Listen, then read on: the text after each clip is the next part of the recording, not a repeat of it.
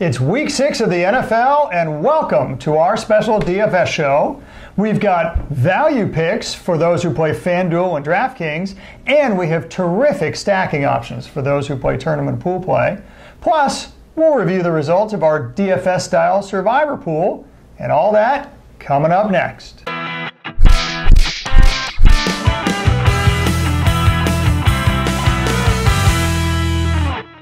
Hello, everyone. I'm Gary Kurtzman. And I'm Eric Lee, and we are the Fantasy Football Consultants.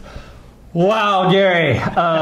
So let me get a little background before I get into my rant and complaining. Folks, we're doing a DFS. This is our DFS show, and our goal here is, whether you play DraftKings or FanDuel, we want to give you some really valuable value picks, as well as some picks that we think of players that will go off. And so we had a little contest. Team Gary versus Team Eric. I picked 5 guys. Gary picks 5 guys. We started 2 weeks ago. And I want to remind everybody that first week, Team Eric won in a landslide. Conceivable! But this past week, well, let's just put it up on the board. So, what a day for your Team Gary. Yeah. 73.5 to 59.25. Corey Davis underperformed, as the entire Tennessee Titans team did against Buffalo. Even with Mariota playing, that was a surprise to me. But there is no bigger disappointment than Vance McDonald. 1 catch, 6 yards. God, I thought that was absolutely dreadful. Yeah, what happened there? He lost share to Jesse James, for crying out loud. That was a surprise. You know, there was tons of scoring, tons of offense in that Pittsburgh game. Vance McDonald, might as well be Johnson. Vance McDonald just disappeared on me. Tennessee was fine. I mean, I expected more. Only got me 7 points. It's one of the reasons why sometimes I think you just don't pay up on a defense, because a lot of times they don't come through, and you can use that salary better elsewhere. And I do employ that strategy coming up later this coming week. So that is my team. Do you want to talk about yours? Yeah, just really briefly, though, because I'd rather talk about my team for this week, which I'm very excited about. But last week, look, here's the strategy, folks. For all the offensive players, you don't have to overthink this. Guys who are going to get in shootouts, that means the over-under's high, and guys who are necessarily going to either run because their team's likely to be ahead, or if they're a receiver or quarterback, pass because their team's likely to be behind. That explains Blake Bortles, his success against Kansas City, especially in the second half when they were behind throwing all the time. TJ Yeldon, because he's a pass-catching running back. I would say the strategy was employed to, with the exception of Jared Cook, near perfection. If I was a good sport, I would give your team a hand, but I'm not. He won, folks, because of one play late in the game. Blake Bortles, way behind, threw a 24-yard screen pass to TJ Yeldon for a touchdown, and that was the difference. So, okay, guys. Okay, so now what I just heard, blah, blah, blah, blah, blah, blah, blah, blah, blah, blah, blah. And Bortles, sorry, you were saying? Yes, I'm saying Bortles scored a whole bunch of points in garbage time. Yeah. So in honor of your team, garbage. I take garbage. Garbage wins every time. All right. Garbage, Jesus. Okay, so, Yeah. all right, we got to clean up our set for, really getting us ready for next week, Gary. Yeah, absolutely. Because we're back at it again with the Eric's team versus Gary team and the DraftKings versus FanDuel value picks. Yes, so let me be quick about this and let you know I'm really excited about my team. I had to work really hard to get one of these players in the lineup based on the FanDuel pricing. And I'll get to him in a minute. But I wanted to make sure that I had a quarterback that I could rely on. And my quarterback is Jameis Winston, Gary. Yep. Jameis Winston's coming back off a bye. Remember, he did get a little playing time in Game 4. Remember, he was suspended for the first 3 weeks. He got a little game plan, so he shouldn't be rusty. He's coming off a bye. And he's playing the Atlanta defense. Oh, Gary, 28th ranked defense. I like Jameis Winston's opportunities. Running back. He's thrown 5 passes in the last 9 months. You concerned about that? Not at all. Not at all. Just saying. Gary? 9 passes. Fear the next guy on my list. Oh, the guy you spent all the money on. Okay. Yes. My running back is Todd Gurley. Yikes. Yes. 9,500. Yes. Almost a third of my overall salary. I'm going to throw it all to Todd Gurley. Okay, here's the bottom line. Denver's defense is not good, especially against the run. That's why Isaiah Crowell and Bilal Powell got over 300 yards rushing against them. So I'm thinking Gurley is going to carry my team this week. At wide receiver, I got to save some money now. I am going to go with Antonio Callaway, wide receiver for the Cleveland Browns. You'll notice that he has tapered down a little bit. 11 targets, then 9 targets, and then last week 5 targets. Well, what's going on? That's because Rashard Higgins is taking more of his role. But again, apologies to the Higgins family for saying this, but guess what happened? Higgins is hurt and he's out. That's good news for Callaway owners. So I think you're going to see Callaway go back to where he was performing before, 11 and 9 targets. I'm happy with him as my wide receiver value pick. At tight end, I'm going with, yes, wait for it, we're going to make Team Eric Brate again. I'm going against Cameron Brate is $4,500. That is a bargain at tight end. Same thing as I said about Jameis Winston. He's going against Atlanta.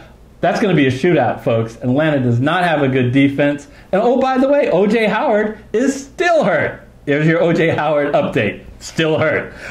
So I think Cameron Brate is an excellent value pick at $4,500. And because of all those picks, I had to go really cheap on defense. But I'm going to get a home team in the Miami Dolphins. At $3,500, they play Chicago. And I know Chicago just scored 6 TDs a couple weeks ago. But come on. It's not like the Chicago offense is one that scares you. Mitch Trubisky is prone to make mistakes. So if Miami can potentially get ahead, like they did against Cincinnati, they were up on Cincinnati at home 17-0. Maybe that can force Chicago to throw the ball and throw into some mistakes. So, as a review, my team is Jameis Winston, Todd Gurley, Antonio Callaway, Cameron Brate, and the Miami defense. Tough team, Eric. I'm not going to lie. I like those picks. I do. So now let me tell you about the team that's on a 1-game winning streak here. Let's try and make it 2, and I'm going to do that with the following players. At quarterback, I'm paying up on the money and I'm going Matt Ryan. Why am I going Matt Ryan of the Falcons? Because, quite frankly, the Falcons have a top 3 passing offense. They are just unbelievable. Matt Ryan is in the MVP consideration for the NFL, and rightfully so. He's having just as good a year as he did 2 years ago when he was the NFL MVP. Oh, and by the way, they're going against Tampa Bay that has the statistically worst pass defense in the NFL. Oh, this is going to be a field day on the over-under, and Atlanta's going to be a big part of that. So I'm very happy about Matt Ryan. Our 2 quarterbacks are going against each other in the same game. For largely the same reasons. My running back is Carlos Hyde. I like him a lot, and I especially like him against San Diego. Now, at $4,900, he's obviously a better bargain than Matt Ryan is. I don't understand why Carlos Hyde isn't a lot higher. He's outside the top 10, for instance. Well, okay, except for the fact that Carlos Hyde gets over 80% carry share for his team. There's only 5 other NFL teams that can say that. So it's not like he's ceding carries to other running backs. And this is a game where they're going to be running a lot. The strength of the San Diego defense is the pass, but you can run on these guys, especially without Joey Bosa, right? You can run on these guys. So, look, Cleveland is supposed to, if you believe the odds makers, keep up with San Diego, so they're not going to fall behind and have to abandon the run. Carlos Hyde is going to get 20 to 25 touches, and yet he doesn't have top 10 pricing. So I think that's a mismatch, and I've got Carlos Hyde at $4,900. Robert Woods. Okay, well, any LA receiver is going to like. Speaking of MVP conversation, same comment I made about Matt Ryan can be made about Jared Goff. Okay. Robert Woods is statistically his best receiver this year. Not only that, but Brandon Cooks and Cooper Kupp are headaches. No, sorry, there are headaches. They have headaches. They have concussions. We're not even sure they're going to play this week. Inappropriate. Whatever. No. I'm sure they're nice guys. Anyway, they may not play this week, folks. They're certainly not practicing. And even if they do, Robert Woods has caught more receptions for more yards than any other Ram this year from an MVP quarterback. Very happy about Robert Woods at 6,900. Oh, and by the way, Denver's got a bottom 10 defense. So that's a great defense to go against. At over 6,900, a wide receiver 15, I think is a great value pick there. So it's interesting. Our running backs and wide receivers are flipped on the same team. You've got Hyde, I've got Callaway, I've got Gurley, you've got Woods. So it's going to be interesting which way it goes. That's right.